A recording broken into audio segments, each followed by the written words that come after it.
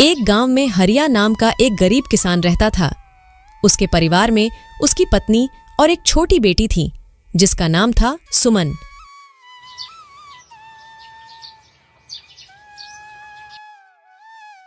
हरिया की अपनी कोई जमीन नहीं थी, इसलिए वह दूसरों की जमीन पर खेती करता और जो कुछ पैसे मिलते उससे अपने घर का गुजारा करता था। पिछले कुछ दिनों से हरिया को गांव में कहीं भी काम नहीं मिल रहा था, जिससे वह बहुत परेशान था।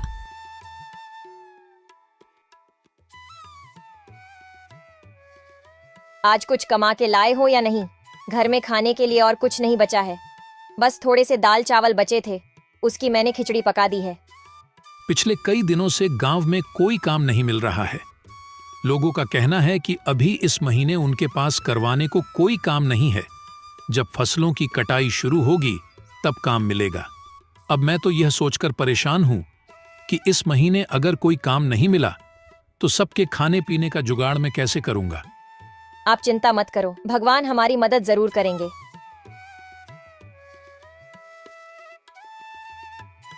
पापा, इस बार गांव में जो मेला लगेगा उसमें आप मुझे गुड़िया दिलाओगे ना? अगली बार तो आपने यह कहा था कि अभी मैं बहुत छोटी हूँ, अगले साल तक मैं बड़ी हो जाऊंगी। अब तो मैं बड़ी हो गई हूँ, तो अब तो मुझे गुड़िया दिलाओगे ना? हाँ बेटा, इस साल मैं तुम्हें जरूर गुड़िया दिलाऊंगा। अब चलिए खाना खा लीजिए, ठंडा हो रहा है।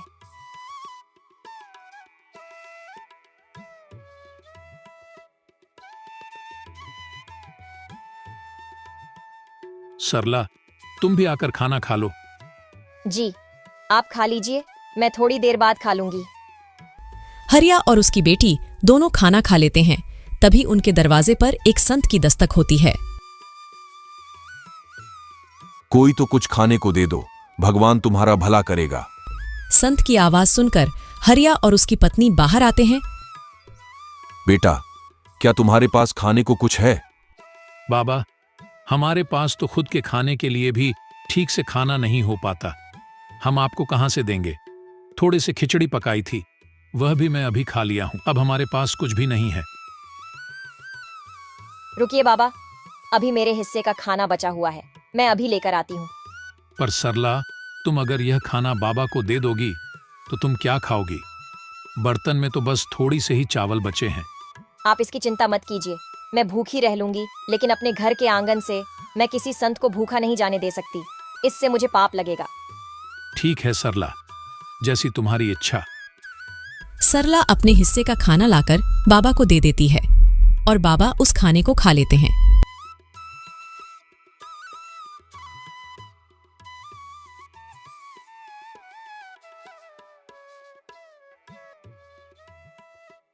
बेटा, तुमने मेरी भूख मिटाई है, मैं तुम्हारा बहुत आभारी हूं। एक भूखे व्यक्ति को खाना खिलाना सच में पुण्य का काम होता है, और यह पुण्य तुमने आज कमा लिया है बेटी। मेरे पास तुम्हें देने को कुछ नहीं है, लेकिन यह एक अंगूठी है, इसे अपने पास रखो, ये तुम्हारी बहुत मदद करेगी। पर याद रखना, रात के समय इसे मत पहनना। रात में इसकी शक्ति बढ़ जाती है, जो तुम्हारी उंगली सहन नहीं कर पाएगी। धन्यवाद बाबा, हम आपकी आज्ञा का पालन करेंगे।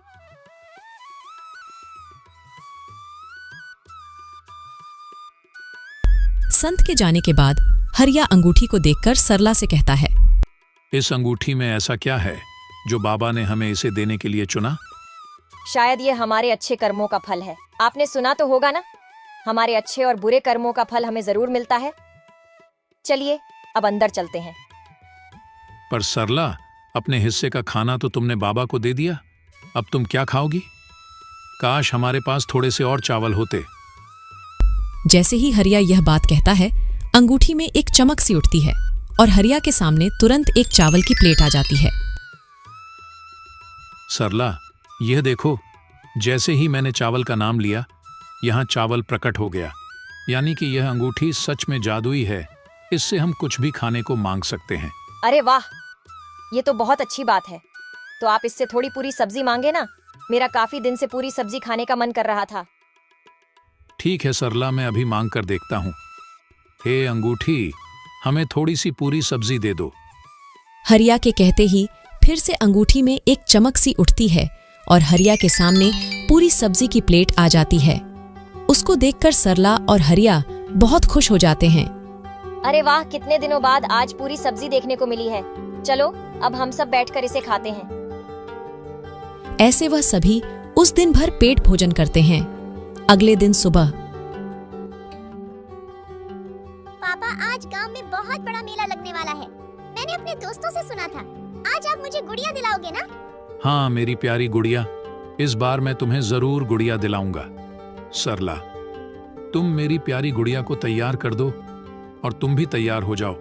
हम सब आज उस बड़े मेले में जाएंगे जहां जाने के लिए हम अक्सर सपने देखा करते थे। सभी तैयार हो जाते हैं। फिर हरिया अंगूठी से कुछ पैसे मांगता है और उसके हाथ में पैसे आ जाते हैं और फिर वह सब मेले की ओर निकल पड़ते हैं। उस गांव में हर साल एक बहुत बड़ा मेला लगता था जिसमें दूर दूर के गांव से व्यापारी आते थे। उस मेले में तरह तरह की चीज मिलती थी। पापा, वह देखो गुड़िया की दुकान। मुझे गुड़िया दिला दो ना। भैया जरा ये वाली गुड़िया दिखाना। ये लो मेरी प्यारी गुड़िया, ये तुम्हारे लिए। पापा, यह तो बहुत ही सुंदर गुड़िया है। भैया कितना दाम है इस गुड़िया का? जी 50 रुपए। ये लो भैया इस गुड़िया के पैसे। सरला, तुम भी अपने लिए कुछ पसंद कर लो। वहां देखो कितनी सुंदर साड़ी की दुकान है। चलो वहां से तुम्हारे लिए साड़ियां भी पसंद करते हैं। भैया जरा वह वाली साड़ी दिखाना। अरे भैया, वह साड़ी बहुत महंगी है, तुम उसे नहीं खरीद पाओगे। कोई सस्ती सी साड़ी देख लो इनमें से। नहीं भैया, हमें वही साड़ी देखनी है, आप वही साड़ी दिखाओ। सरला, तुम्हें ये साड़ी कैसी लगी? ये साड़ी तो बहुत अच्छी है, पर महंगी भी बहुत होगी। सरला, तुम इसकी चिंता मत करो। बस तुम ये बताओ, तुम्हें ये साड़ी पसंद तो है ना? हाँ जी, साड़ी तो बहुत पसंद आई। भैया इस साड़ी का क्या दाम है? यह 1500 की साड़ी है। ठीक है भैया, ये लीजिए 1500 और ये साड़ी हमारे लिए पैक कर दीजिए। हरिया साड़ी को खरीद लेता है। हरिया ने उस मेले में से और भी काफी सारे सामान खरीदे। इस मेले में रामचंद्र के 2 नौकर मोहन और प्यारे भी आए हुए थे। रामचंद्र गांव का सबसे अमीर सेठ था और मोहन और प्यार उसके नौकर। जब मोहन और प्यारे ने हरिया को बहुत सारा सामान खरीदते हुए देखा तो वे दोनों आश्चर्य में हो जाते हैं। मोहन, ये देख, ये तो वही हरिया है ना जो अक्सर अपने गरीबी पर पूरे गांव भर में रोता रहता है। ये देख कैसे सामान खरीद रहा है। आखिर इसके पास इतने सारे पैसे कहां से आए? हाँ प्यारे, यह तो वही गरीब किसान हरिया है। अभी 2 दिन पहले ही तो यह सेठ जी से काम मांगने आया था, पर सेठ जी ने इसे काम देने से मना कर दिया था। चल उसी से पूछ कर देखते हैं। दोनों हरिया के पास आते हैं। और भाई हरिया, कैसी चल रही है खरीदारी? लगता है बहुत सामान खरीदा है आज। हरिया जादुई अंगूठी की बात को छुपाते हुए कहता है। नहीं भाई, बस वह थोड़ा बहुत घर के लिए सामान है बस, और कुछ नहीं। अच्छा हरिया भाई, तुम तो 2 दिन पहले तो सेठ जी से काम मांग में आए थे ना? लगता है तुम्हें कहीं पर काम मिल गया है। हाँ भैया, कहीं और काम मिल गया था तो बस उसी से बच्चों को मेला घुमाने ले आया। अच्छा हरिया भाई, तुम करो खरीदारी, हम चलते हैं। दोनों नौकर वहां से चले जाते हैं। हरिया का परिवार मेला घूमने के बाद घर आ जाता है। आज उनके परिवार के चेहरे पर अलग ही चमकते सभी बहुत खुश थे। पापा, आज तो मेरे पास बहुत सारे खिलौने हैं। अब मैं अपने दोस्तों को यह खिलौने दिखाऊंगी। मेरे पास भी बहुत सारे खिलौने हो गए हैं। हाँ बेटा, क्यों नहीं। अब से तुम्हें जो भी चीज चाहिए तुम अपने पापा से मांग लेना, वह तुम्हें मना नहीं करेंगे। इस तरह हरिया के दिन हंसी खुशी गुजर रहे थे। हरिया ने अंगूठी की मदद से अपने घर के हालातों को सुधार लिया और अंगूठी से कुछ पैसे मांगकर गांव में उसने एक कपड़े की दुकान खोली। दुकान खोलने के साथ ही हरिया की दुकान चल पड़ी। उसकी दुकान पर तरह तरह के कपड़े थे, एक से बढ़कर एक। यह सब हरिया ने उस अंगूठी की मदद से हासिल किए थे। नए नए डिजाइन के कपड़े होने की वजह से हरिया की दुकान पर अक्सर ही लोग की भीड़ रहा करती थी। अब यह बात धीरे धीरे पूरे गांव भर में फैल रही थी कि हरिया जो कितना गरीब था। वह अचानक से अमीर हो गया है और उसने गांव में एक बहुत बड़ी कपड़े की दुकान खोली है। अरे भाई, मैंने सुना है कि हरिया ने गांव में कोई दुकान खोली है। हाँ भाई, मैंने भी सुना है हरिया ने बहुत बड़ी दुकान खोली है। अरे भाई, मैं तो उसकी दुकान को देखकर भी आया हूँ। हरिया ने वाकई में बहुत बड़ी दुकान खुली है और उसके पास नई नई प्रकार के कपड़े हैं। अच्छा, आखिर ये कैसे हुआ? हरिया के पास दुकान खोलने के लिए इतने पैसे आए कहाँ से? भाई, इस बारे में तो मुझे नहीं पता, बस मुझे इतना ही पता है कि उसमें गांव में एक बहुत बड़ी कपड़े की दुकान खोली है। हे भगवान, काश मेरे पास भी इतने पैसे होते तो मैं भी अपना कोई छोटा सा कारोबार खोल लेता। अरे भाई, पैसे नहीं है तो तुम अब हरिया से उधार ले लो। हरिया दिल का बहुत नेक इंसान है, वह तुम्हें जरूर उधार दे देगा। हाँ, तुम ठीक कहते हो, मैं हरिया से एक बार बात करके देखता हूँ। यार, कुछ पैसे तो मुझे भी चाहिए थे। मुझे भी अपना छोटा सा कारोबार शुरू करना है। क्यों ना हम कल हरिया से बात करके देखें, क्या पता हरिया ही हमारी कुछ मदद कर दे। वह लोग इतनी बातें कर ही रहे थे, तभी उन्होंने देखा कि हरिया वहीं से गुजर रहा था। रामू ने हरिया को आवाज लगाई। अरे हरिया भाई, कहाँ जा रहे हो? कहीं नहीं भाई, बस तुम्हारे पास ही आ रहा था। बहुत दिन हो गए थे तुमसे मिले, सोचा तुमसे भी मिलता आऊं। हरिया भाई, मैंने सुना है कि तुमने कपड़े की बहुत ही बड़ी दुकान खोली है। हाँ भाई, बस इसी बारे में मैं तुम्हें बताने आया था। मैंने एक कपड़े की दुकान खोली है और अब उस दुकान से मेरी अच्छी कमाई हो रही है। पर तुमने दुकान कैसे खोली? तुम्हारे पास इतने पैसे कहाँ से आए? देखो भाई, ये बात मैं तुम्हें इसलिए बता रहा हूं क्योंकि तुम मेरे दोस्त हो और मुझे तुम लोगों पर बहुत विश्वास है।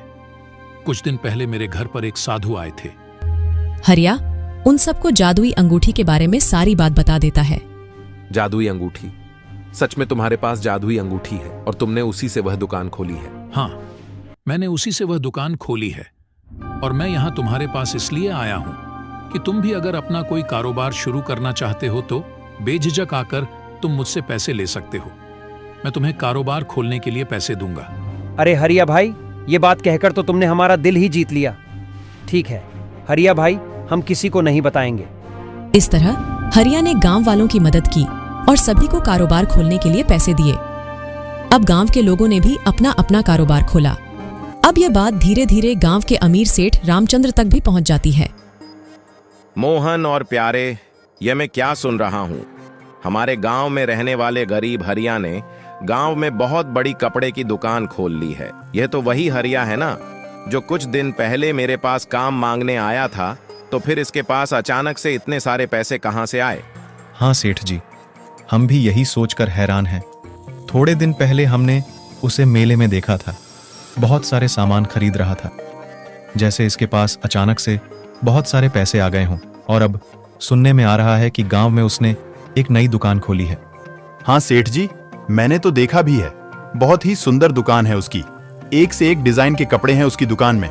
मोहन, जरा पता तो कर, आखिर उस गरीब हरिया के पास इतने सारे पैसे कहाँ से आ रहे हैं?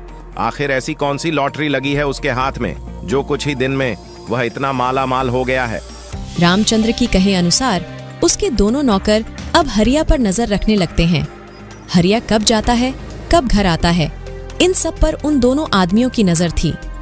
एक दिन जब हरिया रात के समय घर आता है, तब मैं दोनों आदमी चुपके से उसके घर के पास खड़े हो जाते हैं। वह देखते हैं कि रामू अपने हाथ में से अंगूठी निकाल रहा है और अपनी पत्नी से कह रहा है, सरला, अभी मैं इस अंगूठी को निकाल देता हूँ। काफी रात हो गई है, सुबह इसे पहन लूंगा। वैसे भी अब हमारे पास भगवान का दिया सब कुछ है। अब इस अंगूठी से हमें और कुछ नहीं चाहिए। मुझे लगता है अब इस अंगूठी को हमें संभाल कर रख देना चाहिए, क्योंकि अब मेरा कारोबार भी काफी अच्छा चल रहा है। तो अभी हमें इस अंगूठी की जरूरत नहीं है। मैं सोच रहा हूं कि इस अंगूठी को मुझे किसी जरूरतमंद को दे देना चाहिए, जो मेरी ही तरह गरीब और ईमानदार हो, जो इस अंगूठी का सही इस्तेमाल करे। हाँ जी, आप बिल्कुल सही कह रहे हैं। ये अंगूठी हमें किसी ऐसे ही इंसान को देनी चाहिए।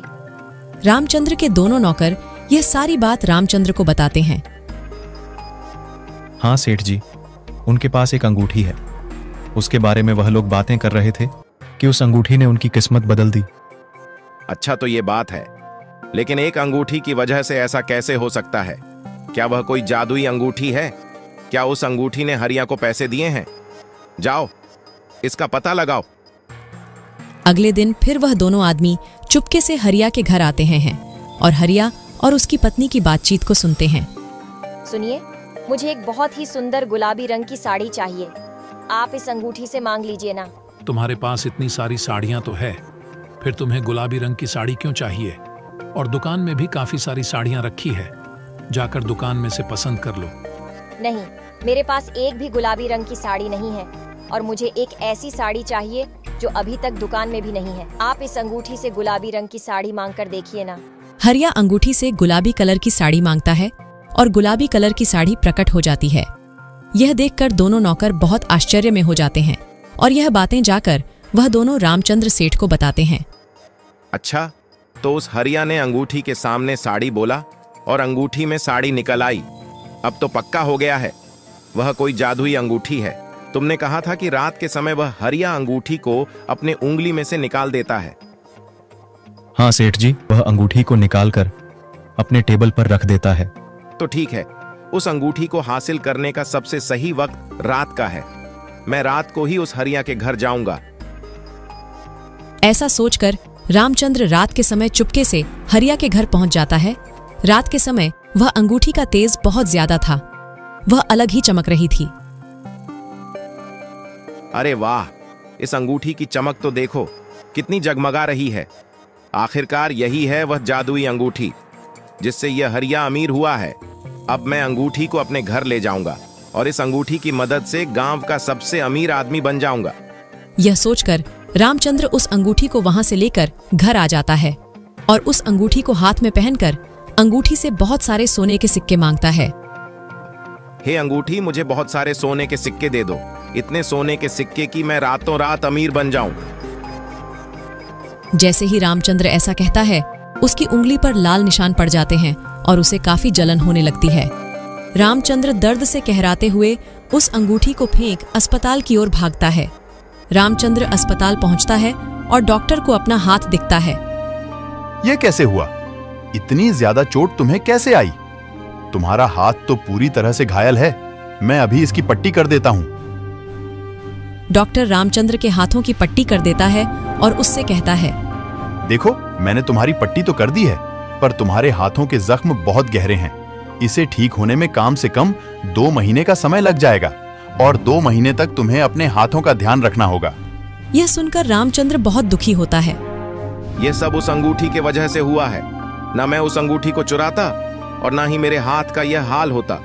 इतनी जलन हो रही है मेरे हाथ में, क्या बताऊं। अगर मैं ज्यादा पैसे का लालच ना करके उस अंगूठी को ना लिया होता तो आज मेरे हाथों की ऐसी हालत नहीं होती। रामचंद्र उस अंगूठी को हरिया को वापस करने जाता है। यह लो हरिया अपनी अंगूठी। कुछ वक्त के लिए मेरे मन में इस अंगूठी के प्रति लालच आ गया था, पर इस अंगूठी ने मुझे अच्छा सबक सिखाया है। अब यह अपनी अंगूठी तुम अपने पास रखो, मुझे इसकी जरूरत नहीं। अब अंगूठी हरिया के पास वापस आ चुकी थी। सरला, अब वक्त आ गया है कि इस अंगूठी को किसी ऐसे व्यक्ति के हाथ में दिया जाए जिसको इसकी बहुत जरूरत है। हमें जल्द ही ऐसे व्यक्ति की तलाश करनी होगी। जी हाँ, आप बिल्कुल सही कह रहे हैं। अब इस अंगूठी को किसी गरीब को देने का सही वक्त आ गया है। वह लोग यह बातें कर ही रहे थे कि तभी उनके घर पर एक गरीब बूढ़ा व्यक्ति आता है। कोई तो कुछ खाने को दे दो, भगवान तुम्हारा भला करेगा। सरला बूढ़े व्यक्ति के लिए खाना लाती है। बूढ़ा व्यक्ति खाना खाता है। खाना खाने के बाद हरिया उस बूढ़े व्यक्ति को वह जादुई अंगूठी दे देता है और उस जादुई अंगूठी की सारी शक्तियों के बारे में भी बता देता है। बूढ़ा आदमी बहुत खुश होकर वहां से चला जाता है। थोड़ी दूर जाकर वह बूढ़ा आदमी वापस अपने संत के रूप में आ जाता है। वह बूढ़ा आदमी और कोई नहीं बल्कि वही संत था जिसने हरिया को वह जादुई अंगूठी दी थी और वह अब अपनी अंगूठी वापस लेने आया था। हरिया का जीवन अब सुधर चुका था। हरिया ने उस अंगूठी की मदद से अपने जीवन को ही नहीं सुधरा बल्कि गांव के लोगों के जीवन को भी बेहतर बनाया।